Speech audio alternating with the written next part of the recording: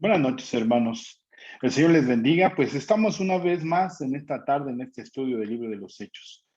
Y siempre creemos en la bondad de nuestro Señor, que a través de su palabra nos muestra, hermanos, sus propósitos a través de los tiempos.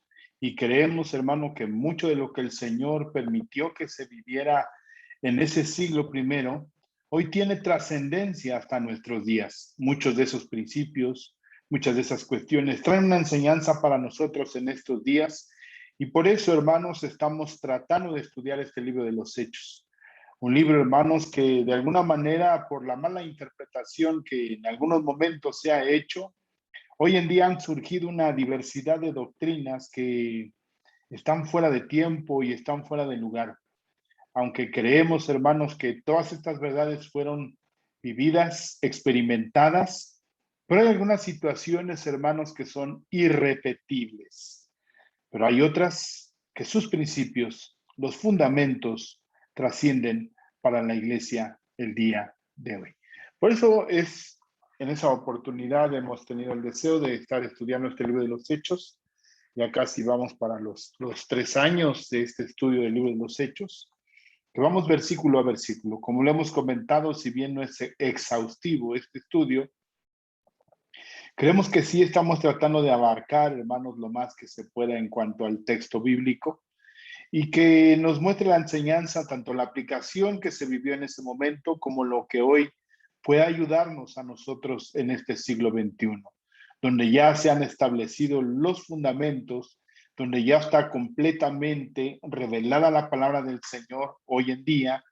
Por eso, hermanos, cuando complementamos y leemos a través de las cartas paulinas o las cartas de Pedro o las cartas de Juan o lo que escribe Santiago, Judas, y en los evangelios podemos encontrar, hermanos, que de alguna manera todo apuntan a lo mismo, hacia Cristo Jesús, al cumplimiento del plan y de propósito para ese tiempo y para nuestros días. Lo importante es que de estos principios tienen aplicación para nosotros. Demos gracias al Señor, hermanos, y continuemos con este estudio del libro de los Hechos. Hagamos una oración al Señor. Padre, te damos gracias, eterno Dios, y te pedimos, Señor, en esta tarde, Señor, que tú bendigas a cada uno de mis hermanos.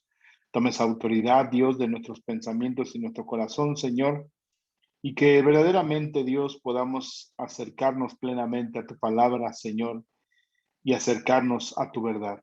Ayúdanos, Espíritu Santo, gobierna nuestro corazón y nuestra conciencia, Señor, y que nos ayudes, Dios, a entender plenamente tu palabra, Señor, conforme tú lo has establecido, Dios, teniendo la claridad y el entendimiento en nuestro corazón, Señor, de qué es aquello, Señor, que tiene una relevancia para ese tiempo y que es aplicable para nosotros en estos días. Te doy gracias, Señor, y bendigo tu santo nombre. Amén, Dios. Amén. Bien, hermanos, pues vamos a, como siempre, a compartir nuestra pantalla donde tenemos la Biblia. Bien, la semana pasada ya terminamos de explicar acerca de cuál era el plan que Pablo estaba teniendo ahí en Hechos capítulo 19, versículo 21 y 22. ¿Cuáles son sus propósitos? ¿Cuáles son sus deseos? ¿A dónde quiere ir? ¿Por dónde quiere viajar? ¿Hacia dónde quiere abarcar? ¿Y dónde, movido por el Espíritu del Señor, está haciendo? Y posteriormente lo estábamos estudiando ahí en Hechos capítulo 20. Veíamos parte del cumplimiento de esos deseos y de esos anhelos de seguir un plan y un propósito en el Señor. Entonces leíamos la semana pasada en Hechos capítulo 19, versículo 21 y 22, que fue lo que estudiamos. Así crecía y prevalecía poderosamente la palabra del Señor. Pasadas estas cosas, Pablo se propuso en espíritu ir a Jerusalén después de recorrer Macedonia y Acaya, diciendo: después de que haya estado allí, me será necesario ver también a Roma. Y enviando a Macedonia a dos de los que le ayudaban, Tito y Erasto, él se quedó por algún tiempo en Asia. Decíamos en el versículo 10 de este capítulo 19, podemos encontrar que dice que él estuvo por espacio de 2 años. Entonces, esto que acontece a partir de este versículo 23, Pablo todavía estaba presente, ya estaban casi por irse, porque al terminar el versículo 41, se despide de la asamblea y el comienzo del capítulo 20, versículo 1, dice: después de que cesó el alboroto, llamó Pablo a los discípulos y habiéndolos exhortado y abrazado, se despidió y salió para ir a Macedonia. Entonces parece que esto fue el último tiempo, ya casi de su estancia ahí en Éfeso. Y en ese último tiempo se vivió esta situación que tiene una gran trascendencia. Es una situación que podemos ver el avance del Evangelio primeramente, lo que acontecía en esa comunidad en Éfeso, en Asia Menor, los problemas a los que se estaba enfrentando Pablo, como en muchas otras ciudades, como en Filipos, la muchedumbre alborotada. Por ejemplo, cuando Pablo, de alguna manera, en Hechos capítulo 14, cuando Pablo está en Iconio, cuando está en Listra, y que de alguna manera se enfrentan siempre a la cuestión de la idolatría, a la perversión de la mente judía, al querer distorsionar los hechos y asusar a la multitud para que apedrearan, maltrataran, acusaran a Pablo ante los gobernantes civiles. Esta es una ocasión más, pero aquí la muchedumbre en una efervescencia, en un enojo, eh, viéndose amenazada su economía y también el cuidado del templo de Diana o de Artemisa, que era el ídolo que gobernaba en ese lugar y a que habían dedicado su tiempo, sus oraciones, su economía. Era este templo, hermanos, considerado eh, una de las 7 maravillas del mundo. Era enorme y era grande. Dice que se comparaba en segundo lugar con el culto que se le hacía a Apolo de... Ay, se me fue el nombre. A ver si ahora lo recuerdo. Era otra deidad que con la misma magnitud, de alguna manera, se hacía ese culto y que llegaba mucha gente de muchos lugares. El templo era enorme, era grande, un gran terreno, muy alto, que se podía distinguir a la distancia. Sí. Apolo de Rodas es el que estaba mencionando, que de alguna manera también se hacía un culto enorme y que después de eso el culto más en esta región de Asia Menor era el segundo con más, donde acudía un gran número de gente y que se expandía a toda esa región. Y precisamente encontramos que de alguna manera la penetración y la expansión del Evangelio en estos lugares se estaba desarrollando plenamente, se estaba desarrollando de una manera fuerte, de una manera segura, de una manera cierta, de una manera clara. Dice la palabra del Señor en el versículo 23, hubo por aquel tiempo un disturbio no pequeño acerca del camino. Nuevamente, el término acerca del camino, que es algo que ya hemos estado mencionando, habla del estilo de vida de los cristianos y como lo refiere la palabra del Señor en el Evangelio según San Juan, diciendo el Señor Jesucristo que Él es el camino, la verdad y la vida. Simplemente tomemos 2 ejemplos. Hechos capítulo 9, que todos estos nombres los encontramos en el libro de los Hechos, acerca de los del camino, ¿sí? Y le pidió cartas para la sinagoga de Damasco a fin de que si hallase algunos hombres o mujeres de este camino. En la Biblia de las Américas dice, porque se encontraba algunos que pertenecieran al camino, y allí encontramos muchas de las citas, Hechos 14:6, yo soy el camino, la verdad y la vida, el que citábamos en Juan capítulo 14, y las referencias, había sido instruido en el camino del Señor, versículo 26, 18-26, y comenzó a hablar con denuedo en la sinagoga, pero cuando Priscila y Aquila le oyeron, lo llevaron aparte y les explicaron con mayor exactitud el camino de Dios. Sí. Pero cuando algunos se endurecieron y se volvieron desobedientes, hablando mal del camino ante la multitud. Por aquel tiempo se produjo un alboroto no pequeño por motivo del camino, es el texto que estamos estudiando, el versículo 22, versículo 4. Perseguí este camino hasta la muerte, el testimonio de Pablo, encadenado y echando cárceles tanto a hombres como a mujeres, a los del camino, haciendo una misma referencia de lo que se habla en este texto de Hechos capítulo 9, versículo 2. Pero esto admito ante ti, que según el camino que ellos llaman secta, yo sirvo al Dios de nuestros padres, creyendo todo lo que es conforme a la ley que está escrito en los profetas, en la defensa que está haciendo. Habla de que ellos llaman secta y que es el camino. Pues lo que estaban manifestando entonces Félix, conociendo con mayor exactitud acerca del camino, propuso el fallo diciendo: cuando venga el comandante Licias, decidiré vuestro caso.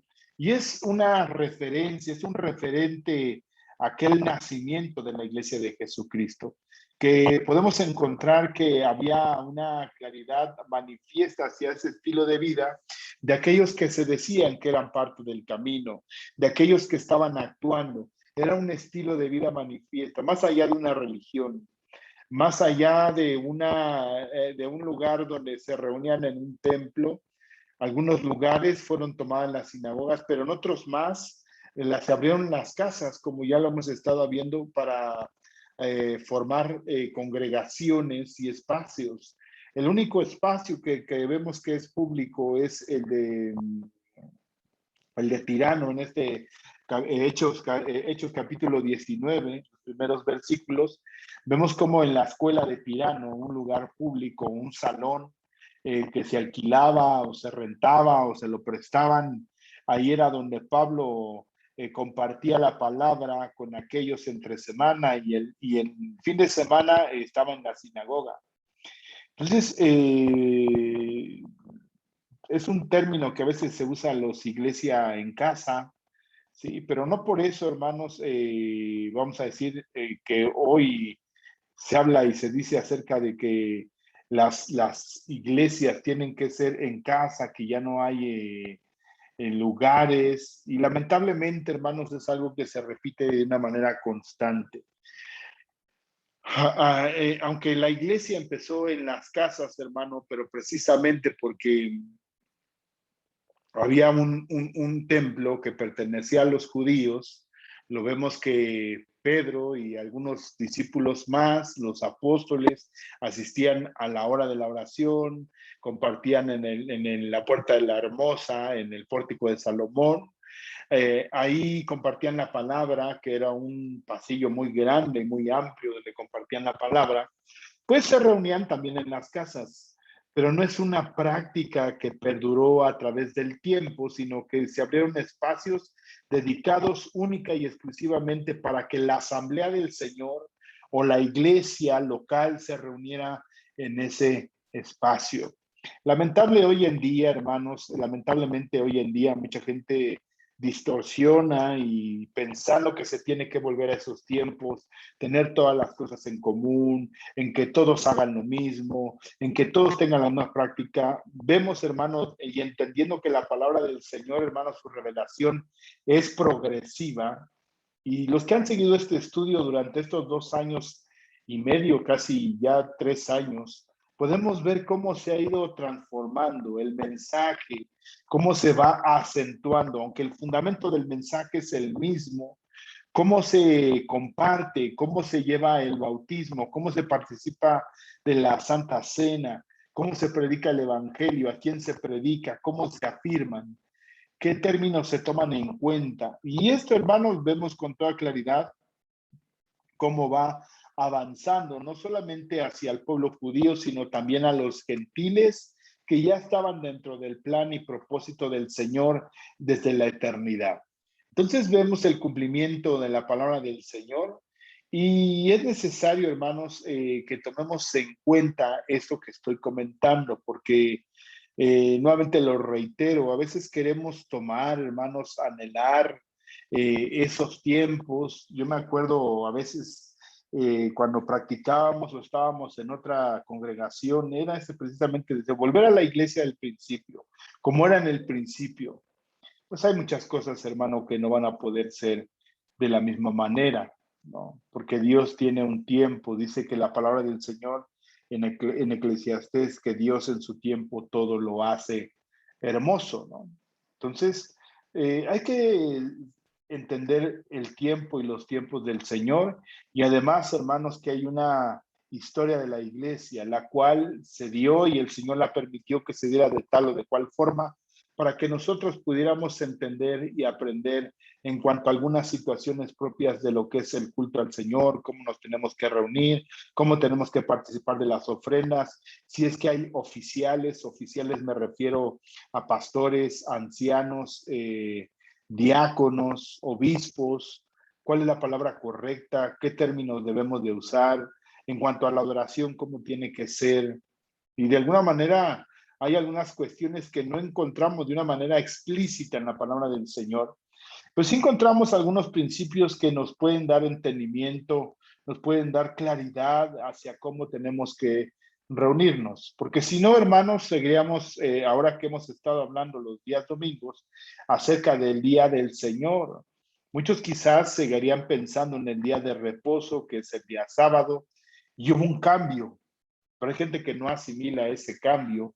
Por eso tenemos a los adventistas del séptimo día, sí, y que de alguna manera como abrazan parte de la tradición del pueblo de Israel, se quedan en ese pensamiento y van llevados a cumplir algunas cuestiones de la ley, pero la palabra es clara, si invocas a un principio, a una situación de la ley, entonces tienes que practicarla toda. Sabemos que nuestra justicia es a través de Cristo Jesús. Y así, hermanos, han ido cambiando algunas situaciones que si no las tenemos claras en nuestro corazón, pues va a pasar, hermanos, que vamos a estar aplicando de una manera inapropiada la palabra del Señor. Por eso, hermanos, se ha desarrollado a través de estos años, de estos 2000 años, el Señor ha permitido que la iglesia se desarrolle, se establezca, no solamente en esta parte oriental, sino al occidente, lo que es Europa, lo que es América.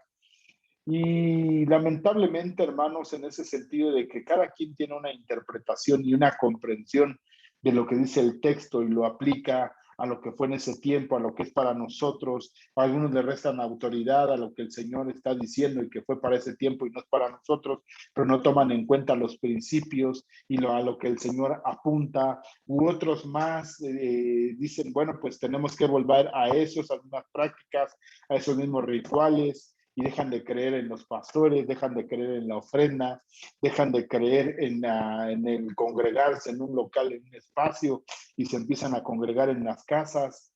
Es ese tipo de discipulados de los 12, ¿no? Que se llama, donde hacen un grupo de discípulos, luego hacen otro grupo y se van así creciendo y creciendo y creciendo. Pero es una distorsión de lo que está en el Evangelio del Señor y de lo que Él estaba trayendo para este principio, ¿no? Y podemos encontrar muchas cuestiones, hermanos, que queremos aplicar de una manera literal a estos días y que es imposible, podemos verlo en la escritura, porque el mismo Pablo, el mismo Pedro, el mismo Juan van adquiriendo un entendimiento y una madurez de cuál es el cambio y la manifestación que el Señor tiene para ese momento.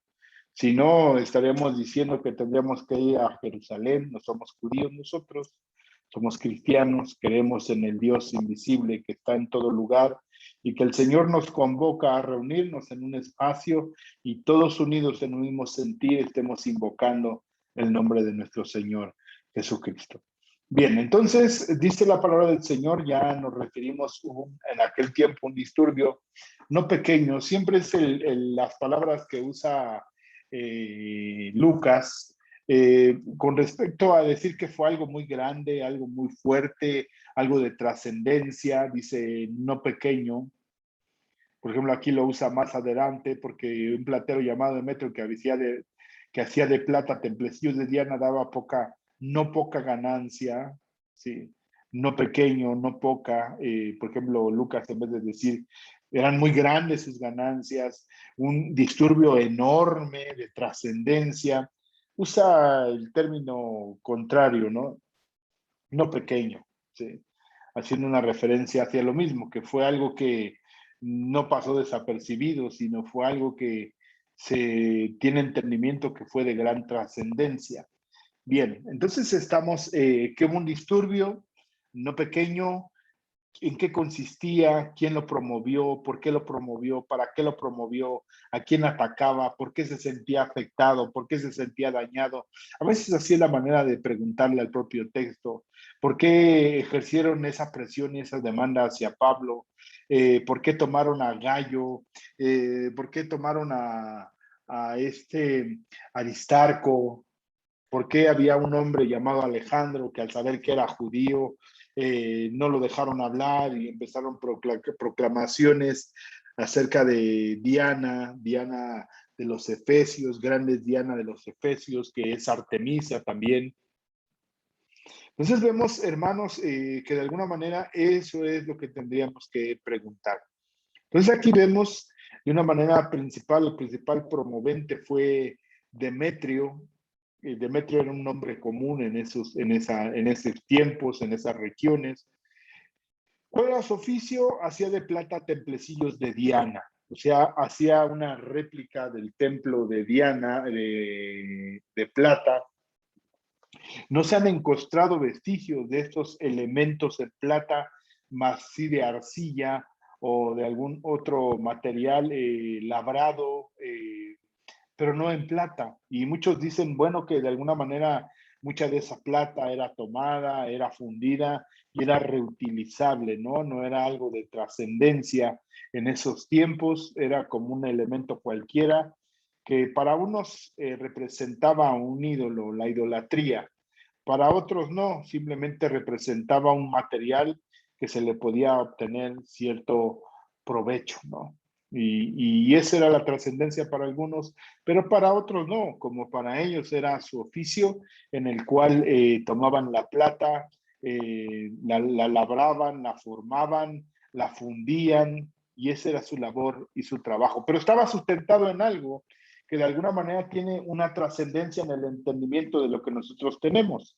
No solamente es decir como que una lata de Coca-Cola de aluminio en la cual vamos y podemos venderla, ¿no? Y juntar muchas latas y venderlas y nos dan el peso de lo que sean esas latas. A que si tomamos un ejemplo, solamente menciono un ejemplo, de un trofeo ganado en la juventud, hecho de aluminio, donde se acuerda de que tú fuiste ganador de cierto evento, de cierta competencia, puede ser de matemáticas, de inteligencia, de fuerza, de velocidad, lo que tú quieras. Tiene un valor intrínseco en ese momento. No solamente es el valor en peso de lo que es el aluminio, sino que ya tiene un valor sentimental. Bueno, esa es una situación, pero aquí estamos hablando de un valor espiritual que le ponen estos hombres en Éfeso. Entonces, lo primero a lo que apela este Demetrio es la obtención de la riqueza de su oficio y de su negocio. Dice el versículo 24, porque cierto platero que se llamaba Demetrio, que labraba templecillos de plata, de Diana, ¿sí? O de Artemisa, vemos, y producían no pocas ganancias a los artífices, aquellos que eran maestros en ese arte. Vemos una división, los artífices eran aquellos maestros que contaban con obreros, como se reunió a estos, junto con los ofreros de oficios semejantes. Aquí podemos abrir oficios semejantes, o que se dedicaban a elaborar estatuillas, templecillos o templos pequeños que sean una representación de aquel templo al que iban a visitar, como un recuerdo, y más que eso, un ídolo casero, el cual llevaban a sus casas y era parte de la idolatría en el cual se sentían protegidos en ese pensamiento supersticioso, en ese pensamiento idólatra, hacia el sentirse protegidos, y en un pensamiento en aquello que se ve. Entonces, a lo primero que este hombre apela y que describe Lucas es que era un hombre que de alguna manera dependía, ese era su negocio. ¿sí? Reunió a estos junto con los obreros de oficios semejantes y dijo, compañeros, sabéis que nuestra prosperidad depende de este comercio, ¿no? Y pudiéramos pensar como lo que se narra en Marcos, capítulo 8, versículo 36. Eh, Esto es para lo que nosotros que creemos en el Señor, porque ¿qué aprovechará al hombre si ganare todo el mundo y perdiere su alma? ¿O qué recompensa dará el hombre por su alma? Eso sabemos que para los que entendemos en el Señor, si ya en la claridad y el entendimiento hacia las cosas que son eternas, pues sabemos que nuestra fuerza, nuestra mente, nuestro desempeño, nuestro propio día, teniendo el entendimiento que Dios es real y verdadero, pues dedicamos nuestro pensamiento, nuestro día, nuestras fuerzas, aún nuestro trabajo en el Señor. Porque dice el texto, ¿qué aprovechará el hombre si ganare todo el mundo o todo el dinero del mundo para aprovechar las riquezas, pero pierde su alma? Muchos hoy en este día, ese es el pensamiento del hedonismo, donde el dinero es para gastarlo, para disfrutarlo, para vivir. Y puede uno decir, bueno, y pues a quién no le gusta vivir bien, o tener esto, o tener aquello. Pero si eso corrompe nuestra alma, si eso corrompe nuestro corazón, hermanos, entonces estamos viviendo de una manera inapropiada, de una manera que no es de bendición, que no corrige nuestra alma, que no corrige nuestro corazón ni nuestra vida. Entonces, dice, eh, regreso al texto, solamente quería hacer una referencia en cuanto a lo que dice el Señor en cuanto a este asunto. Dice, varones, sabéis que este oficio obtenemos nuestras riquezas, ese es el sustento de nuestras familias. Lo hemos hecho por años, lo hemos hecho por generaciones, y este negocio está siendo afectado. Dice, a los cuales reunidos con los obreros del mismo oficio, varones, sabéis que este oficio obtenemos nuestra riqueza, pero veis y oís. Aquí hay algo que quisiera rescatar. Aquí Demetrio, además de estar defendiendo su oficio, su negocio, empezar a asusar a algunos acerca de que está en riesgo su negocio, también lo que podemos ver aquí, que hay una manifestación clara de lo que estaba haciendo el evangelio, como dice en el versículo 20. Dice, así crecía y prevalecía poderosamente la palabra del Señor. Ya eso lo explicamos la semana pasada, ¿sí? Pero quisiera que tomáramos en cuenta aquí y pudiéramos ver este testimonio de un gentil, de un pagano, de un idólatra, de alguien que tenía su mente en las ganancias, estaba viendo que estaba siendo afectado por algo que no entendía, ¿sí? ¿Cuál fue su testimonio? Pero veis y oís a este Pablo, no solamente en Éfeso, en esta región donde está el templo de Diana, donde está el templo de Artemisa, donde nosotros vendemos nuestras artífices, nuestras cuestiones labradas, nuestras imágenes, nuestras tallas, aquí las tenemos, dice, sino en casi toda Asia. Ha apartado a mucha gente con persuasión, diciendo que no son dioses los que hacen con las manos, ¿no? Y sabemos, hermano, esto con toda claridad, por ejemplo, lo que Pablo dice y asevera, a ver si aquí lo encontramos, aquí hay muchos textos, ¿sí? Por ejemplo, citando algunos de Primera de Corintios, capítulo 8, versículo 4. Por tanto, en cuanto al comer de lo sacrificado a los ídolos, sabemos que un ídolo no es nada en el mundo y no hay sino un solo Dios. Ese era su constante Pablo, ese era de lo que hablaba. ¿Sí? En Apocalipsis 9:20, bueno, es el libro de la revelación. El resto de la humanidad, los que no fueron muertos por estas plagas, no se arrepintieron de las obras de sus manos, ni dejaron de adorar a los demonios y a los ídolos de oro, plata, bronce, de piedra y de madera, que no pueden ver, ni oír, ni andar. Esta es la claridad que se narra desde el Antiguo Testamento y que se lo había dicho Israel y que tenía su efectividad en aquellos propios idólatras que estaban sumergidos en adoración pagana, en la idolatría, así como quizás muchos de nosotros. Dice el versículo 28 de Deuteronomio 4, ahí serviréis a dioses hechos por manos de hombres, de madera y de piedra, que no ven, ni oyen, ni comen, ni huelen. Haciendo una referencia de cómo iban a ser metidos en la idolatría. Salmo 115, 4, los ídolos de ellos son plata y oro, obra de manos de hombre, en el pensamiento, siempre en esa tendencia hacia la idolatría, y que encontramos una referencia en Romanos capítulo 1, versículos del 18 en adelante, como en vez de darle gloria al Creador, le dan gloria a las cosas creadas y se tiran hacia la idolatría, querer representar a Dios y a las deidades, ¿no? Dice en Isaías 44, 10, ¿quién ha dado forma a un Dios o fundido un ídolo para no tener ganancia? He aquí todos sus compañeros serán avergonzados, pues los artífices son solo hombres, los que los hacen.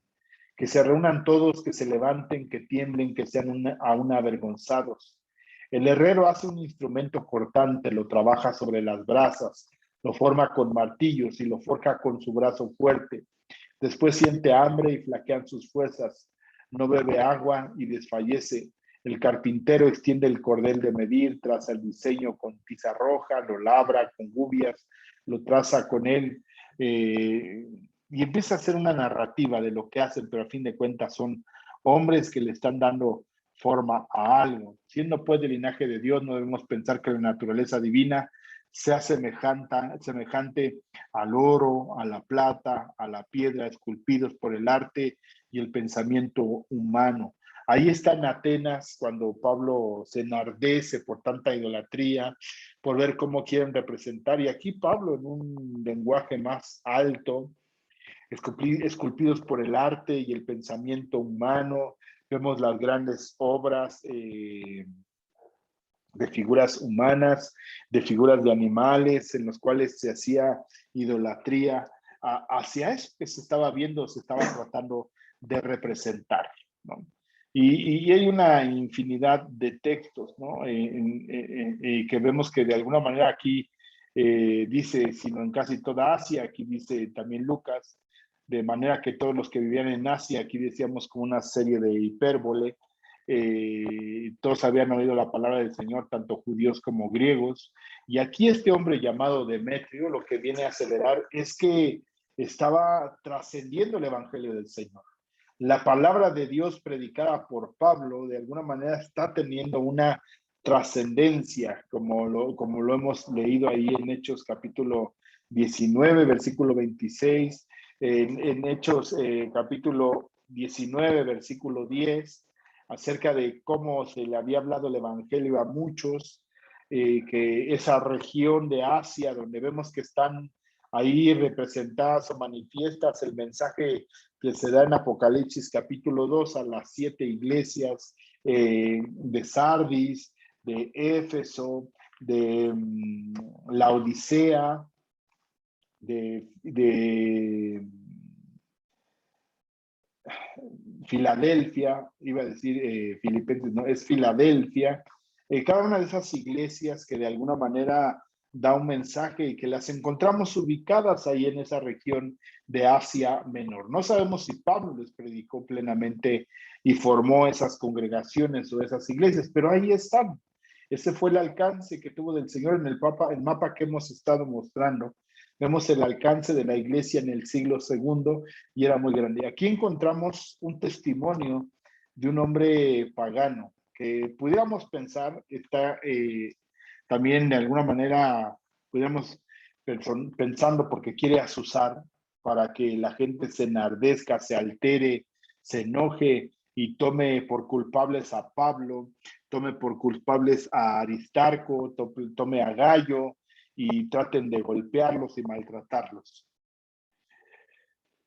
Dice entonces, regresando al texto, ha persuadido una gran cantidad de gente y la ha apartado diciendo que los dioses hechos con las manos no son dioses verdaderos.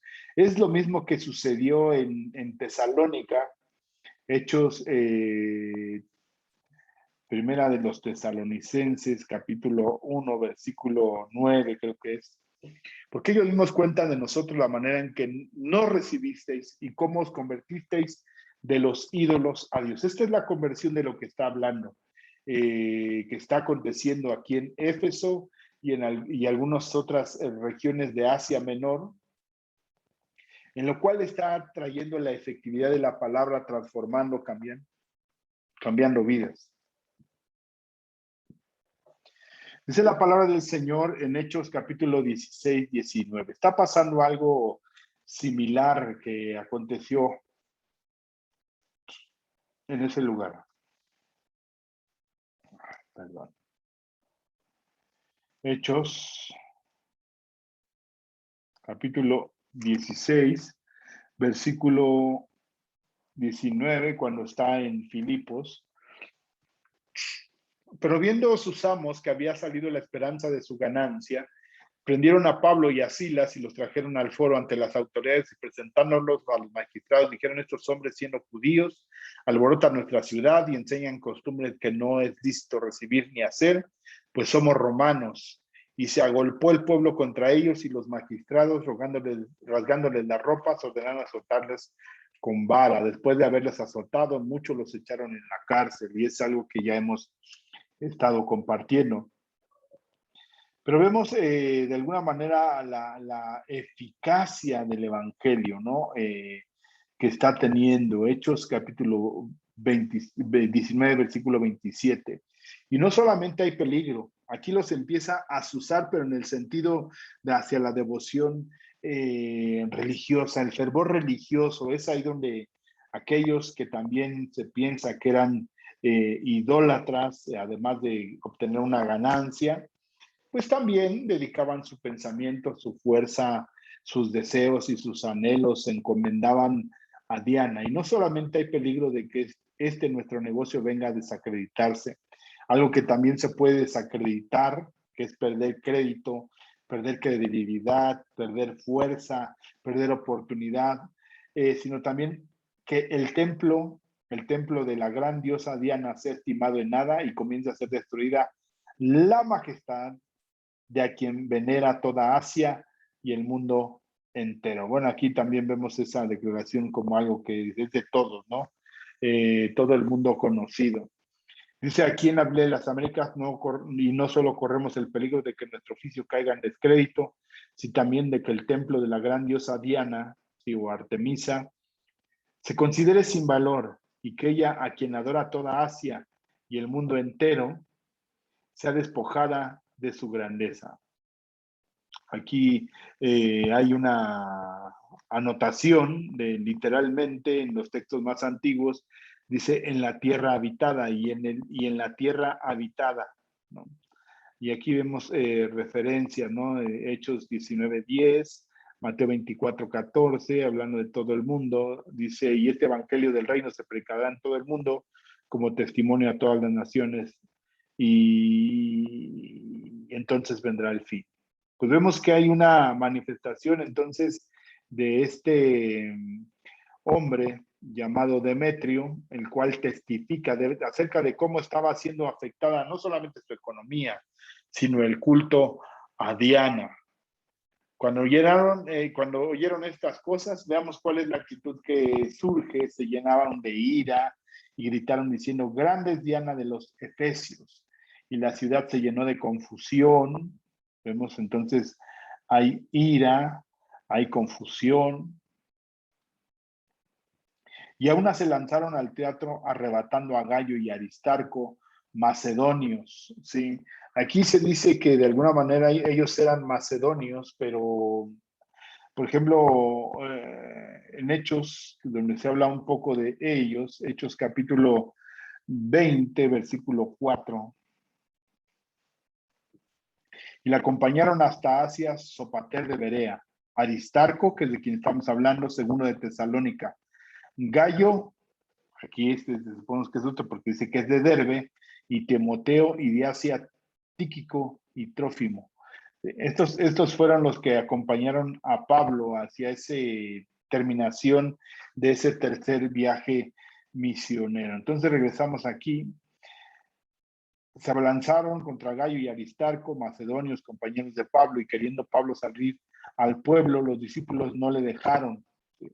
También algunas de las autoridades de Asia, aquí en el versículo 31 dice también algunos de los asiarcas, ¿no? Esta es la versión que dice, la versión de las Américas, dice en la versión 60, algunas autoridades de Asia, que en sí eso era lo que significa asiarcas, líderes religiosos o políticos de la provincia romana de Asia. Entonces estos hombres gozaban de cierta autoridad, cierto reconocimiento. ¿De quién? De alguna manera trataban de preservar el culto romano, el culto hacia la idolatría, hacia el gobierno romano y hacia Roma, trataban de preservarlo. Eso era lo que hacían los asiarcas, el culto al emperador, el culto a Roma, y que de alguna manera también gozaban de cierta posición y reconocimiento político, ¿no? Tenían una trascendencia. Entonces aquí vemos cómo también Pablo, porque dice que eran amigos, dice, se llenaron de ira y gritaron diciendo: grande es Diana de los Efesios, y la ciudad se llenó de confusión, y aún se lanzaron al teatro arrebatando a Gallo y a Aristarco, macedonios compañeros de Pablo, y queriendo Pablo salir al pueblo, los discípulos no le dejaron. También algunas de las autoridades de Asia, que estamos ahí hablando de los asiarcas, que eran sus amigos, le envían un recado rogándole que no se presentase en el teatro. Unos pues gritaban una cosa y otros otra, aquí a manera vamos a decirlo así, de sarcasmo, usa Lucas esta descripción. Unos gritaban una cosa y otros otra cosa, porque la concurrencia estaba confusa y los más no sabían por qué se habían reunido. O sea, no sabían por qué estaban, simplemente veían la gritería, la muchedumbre. Muchos se acercaban a ver qué estaba pasando y decían: sí, sí, que sea, hay que defender a Diana, hay que sacar a aquellos. ¿Quiénes son aquellos, no? De una manera de sarcasmo, ¿no? Porque como que sabían a medias lo que estaba pasando, pero los que habían sido asusados por Demetrio estaban ahí. Eran los hombres, los herreros, los orfebres, los plateros, ¿no?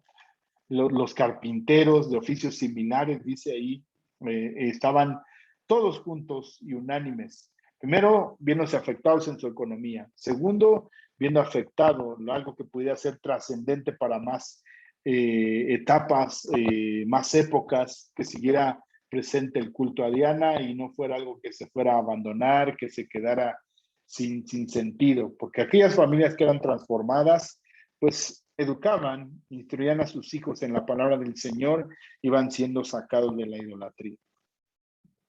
Y eso es algo que acontece muchas veces, hermano, cuando las familias son alcanzadas, muchos llegan a los pies del Señor y van dejando las idolatrías. Y muchos, algunos ejemplos, por ejemplo, vemos que hubo una depuración aquí de la iglesia, hubo una gran depuración.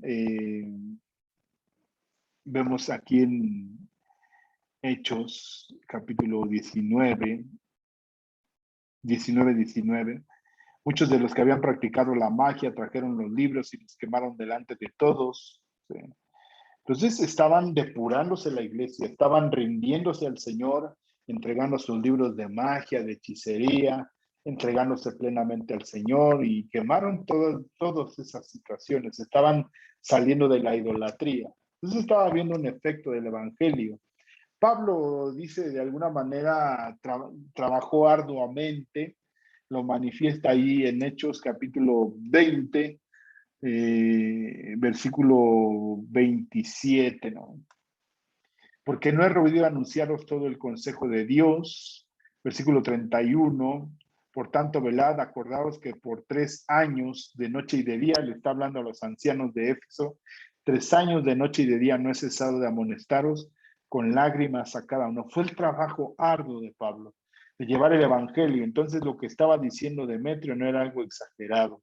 Además, como lo que pasaba en Tesalónica, Pablo predicaba el evangelio y otros más al creerlo lo llevaban a otros. Que creo, hermanos, eso es lo que tenemos que hacer. Nos es compartido el evangelio, nos hemos llevados en el Señor al conocimiento pleno de esta verdad, y es necesario que nosotros, hermanos, también compartamos a otros hermanos, les anunciemos el evangelio u otras personas para que puedan conocer al Dios verdadero y Dios vivo. Esa declaración, hermanos, perdón que regrese ahí, en Primera de Tesalonicenses, capítulo 1, miren lo que dice. Dice, versículo 6, y vosotros viniste a ser imitadores de nosotros y del Señor, recibiendo la palabra en medio de gran tribulación. Recibieron la palabra.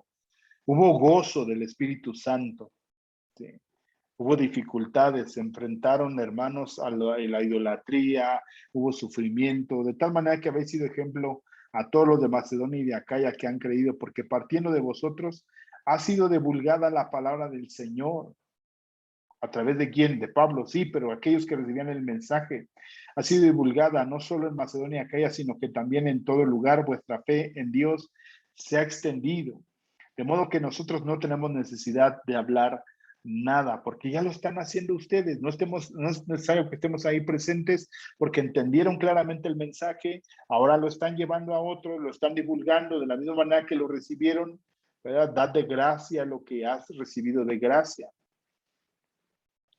No solo en Macedonia que hay, sino también en todo el lugar que vuestra fe en Dios se ha extendido, de modo que nosotros no tenemos necesidad de hablar nada, porque ellos mismos cuentan de nosotros la manera en que nos recibisteis y de cómo os convertiste de los ídolos para servir al Dios vivo y verdadero y esperar de los cielos a su Hijo, el cual resucitó de los muertos, a Jesús, quien nos libra de la ira venidera.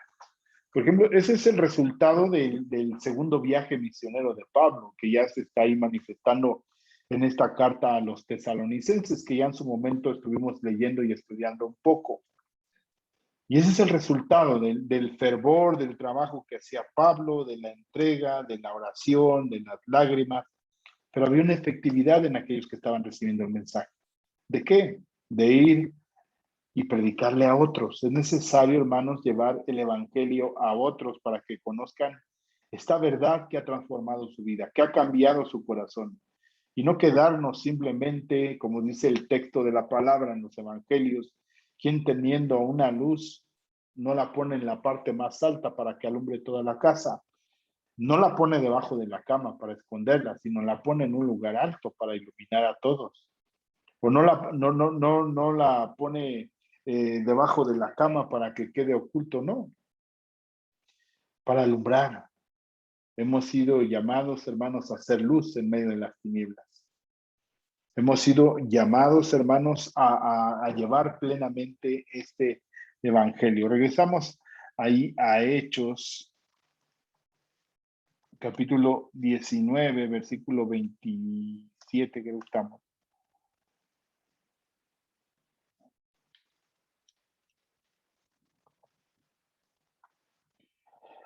Y no solamente dice, cuando vieron estas cosas llenaron de ira, gritaron diciendo, grande es Diana de los Efesios, la ciudad se llenó de confusión.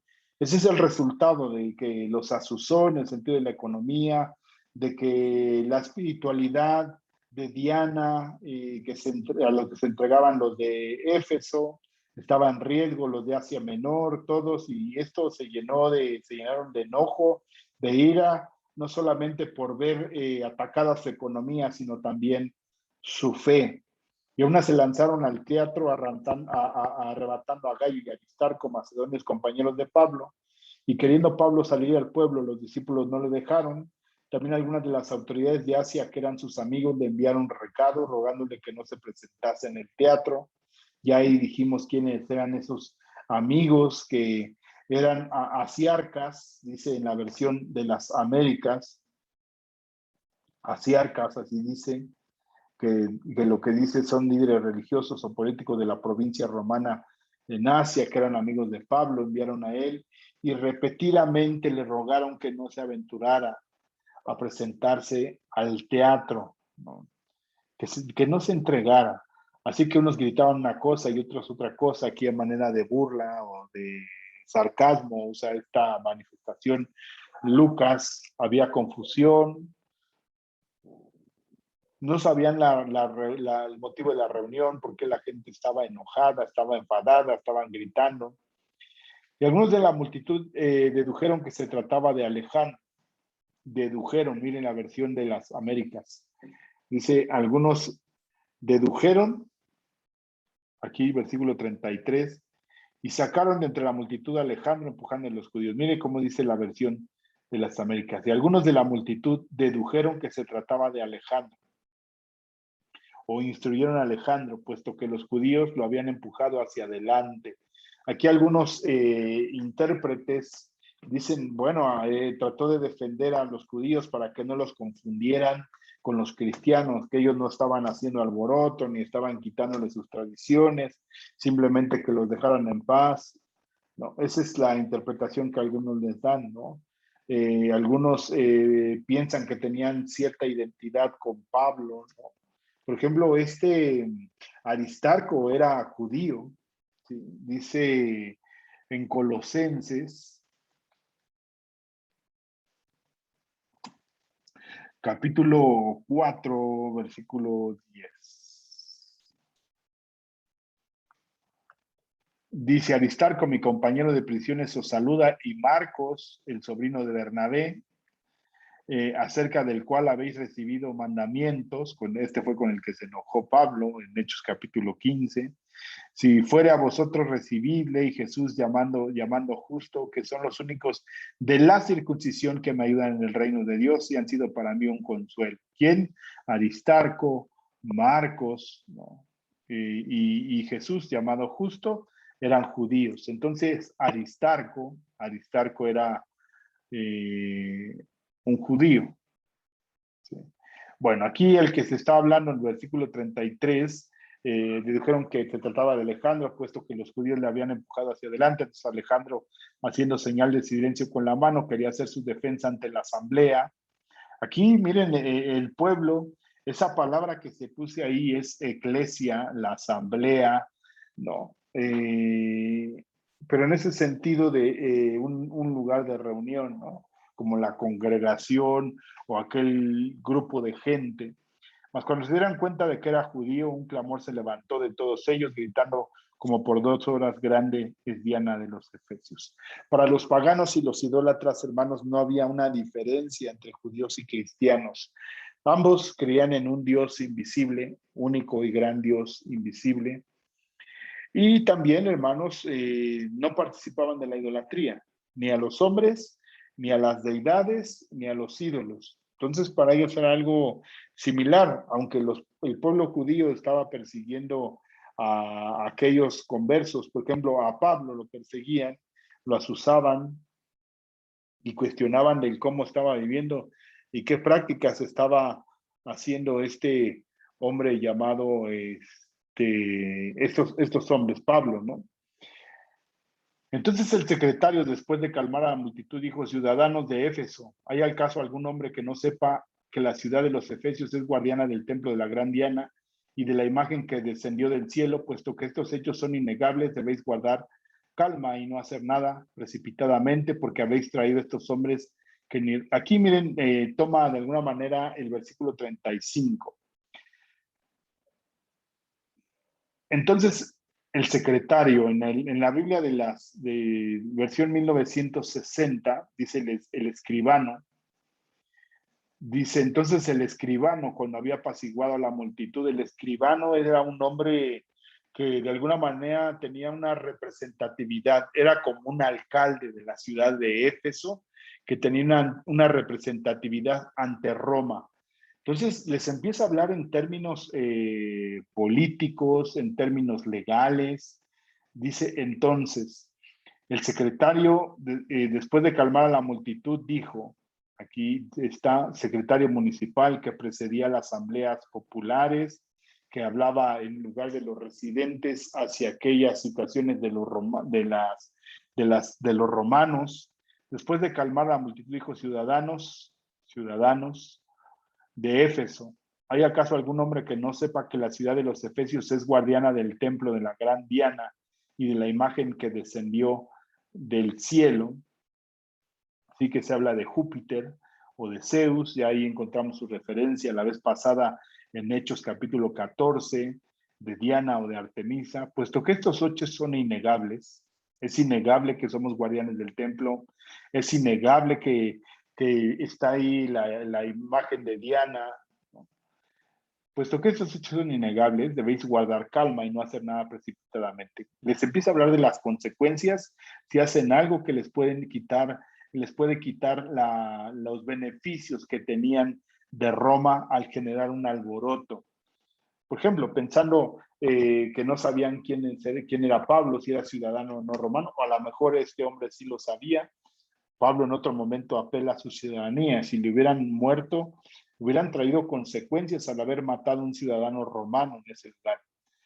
Dice, porque habéis traído a estos hombres que ni roban templos ni blasfeman a nuestra diosa.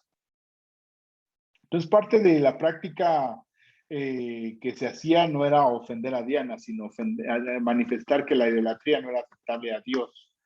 ¿No? Así pues, si Demetrio y los artífices que estaban con él tienen queja contra alguno, los tribunales están abiertos. Miren, tienen queja los tribunales, términos leguleyos, vamos a decirlo así, queja, si hay algún quejoso, ¿sí? Como Demetrio, ¿sí? Pues están abiertos los tribunales, están los procónsules, los cuales ellos hacen justicia, pues que hagan su demanda a través de los gobernantes provinciales que se han dado, ¿no? Si se ha afectado su negocio, pues que metan un juicio, ¿no? Es lo que habla. ¿Sí?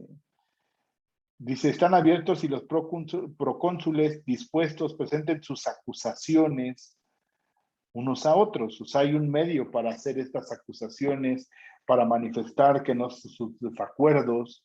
Pero si demandáis algo más que esto, se decidirá en asamblea legítima. Versículo 39 dice en la versión 60. Y si demandáis alguna otra cosa, en legítima asamblea se puede decidir. O sea que hay un lugar y un espacio para esto, y no a través de la muchedumbre que no saben ni cómo ni cuándo, y solamente asusados, iracundos, enojados, van a hacer algo, porque dice aquí, porque ciertamente corremos peligro de ser acusados de sedición. ¿De parte de quién? Del gobierno romano. Generar una revuelta, una situación de conflicto en un lugar donde Roma tenía un gobierno y pues aquellos ciudadanos no podían generar una revuelta. Esa era la sedición en relación con lo acontecido hoy. Vamos a ser acusados de que generamos una dificultad, aquí ya hubo muertos, hubo situaciones que no son correctas. Es como la narrativa de quién mató al comendador Fuente Ovejuna, ¿no? En relación con lo acontecido, hoy ya no existe causa justificada para esto y por ello no podremos explicar este alboroto, que eso es lo que estaban generando, o esta turba. ¿Sí? No podríamos justificarlo porque no está fundamentado. Es como lo que pasó en el capítulo 18 con Galión, ¿no? Capítulo 18, cuando está en Corinto, dice, y al comenzar Pablo a hablar, Galión dijo a los judíos, si fuera algún agravio o algún crimen enorme, oh judíos, conforme a derecho, yo lo atendería o lo toleraría. Y son cuestiones de palabras y de nombres y de vuestra ley. Vedlo vosotros, porque yo no quiero ser juez de estas cosas. Ahí lo llevaban judíos, aquí lo estaban llevando los ciudadanos de Éfeso, pero este hombre llamado el escribano, llamado vamos a decir, el alcalde de esa ciudad que Roma le había delegado esa función, que no hay razón de hacer esto. Mejor tranquilícense, no se aceleren, no hagan algo que después nos perjudique en las condiciones que tenemos con Roma, lo que nos está afectando. Muchas veces así hace la gente, movida por su enojo, por su ira, está haciendo cosas que no son correctas. Porque esa era la cuestión, llenos de confusión, de ira, lo que él dice, no, lo que están haciendo no es correcto, ellos no han blasfemado contra Diana, dice aquí, no han robado del templo, no saquearon, no se llevaron ídolos, no sacaron nada, no blasfeman a nuestra diosa, no la injurian. Ellos están en su labor, que también tienen su derecho, al ser judíos o al ser cristianos o lo que sean, tienen la libertad de una práctica religiosa en la que ellos crean. Mientras no afecten a Roma, entonces no pueden hacer esa trascendencia. Sin embargo, ellos sí pueden generarnos una demanda y acusarnos de sedición, ¿no? Y habiendo dicho esto, despidió a la asamblea. Miren, es nuevamente, aquí decía, ¿no? Del griego eclesia o iglesia, la asamblea, la congregación, el grupo de gente reunido. De ahí viene la palabra iglesia, por eso es la congregación. Después que cesó el alboroto, Pablo mandó llamar a los discípulos y habiéndolos exhortado, despidiéndose, partió para ir a Macedonia. Y hasta ahí, hermanos, vamos a terminar este pasaje, que es más que nada una narrativa. Sí era importante mencionar algunos puntos y el por qué y para qué, a quién se acude, quién defiende, quién toma la autoridad civil, ¿no? Porque es un asunto civil. Se estaba, aunque Demetrio lo comenzó como un asunto religioso de negocios, lo que estaba viendo ahí el gobernador no era gobernador, sino era el alcalde o el escribano, el que convocaba las asambleas. Este es un asunto político y no hagamos que esto caiga en una tragedia, ¿no? En una revuelta, en un alboroto, sino hagamos lo correcto. Entonces ellos entendieron, ya apaciguados, dijeron, bueno, pues que tomen su rumbo, ¿no? Y gracias a Dios, hermanos, con el tiempo, la fuerza del evangelio, se fue diluyendo la idolatría en esa región de Asia, ¿no? Entonces vemos que el evangelio penetró con gran fuerza, una gran cantidad de iglesias crecieron en esos lugares y muchos fueron sacados de la idolatría y de las llamas del fuego y llevados por la palabra del Señor al conocimiento de la eternidad en Cristo Jesús. Oremos, hermanos, al Señor. Padre, te damos gracias, Cristo Jesús, por tu bondad y misericordia. Y bendecimos, Señor, tu santo nombre, creyendo, Padre eterno, que tú tienes bondad hacia nosotros, siempre en la libertad de tu gracia y de tu misericordia. Bendice a cada uno de mis hermanos, Señor, sé con ellos. Muéstranos, Señor, en tu palabra y guíanos en todo momento, Señor, y que tengamos claridad, Dios, conociendo tus principios y tu palabra, que tú nos das y nos has dejado, Señor, para traer entendimiento en nuestras vidas. En el nombre de Cristo Jesús te doy gracias, Señor, y bendigo tu santo nombre. Amén, Dios. Amén. Pues Dios les bendiga, hermanos. El Señor sea con ustedes. Y esperamos vernos la próxima semana y continuamos con este estudio del libro de los Hechos. Sigamos orando, hermanos, por nuestra congregación en el Señor, ahí en Jardines de Casanueva. Y reunámonos en esa oportunidad los días martes, tenemos culto de oración, día miércoles culto doctrinal y día domingo tenemos nuestro culto de adoración y por la tarde este estudio del libro de los Hechos que esperamos en el Señor que esté siendo de provecho para ustedes. El Señor les bendiga y sea con cada uno de ustedes. Bendiciones.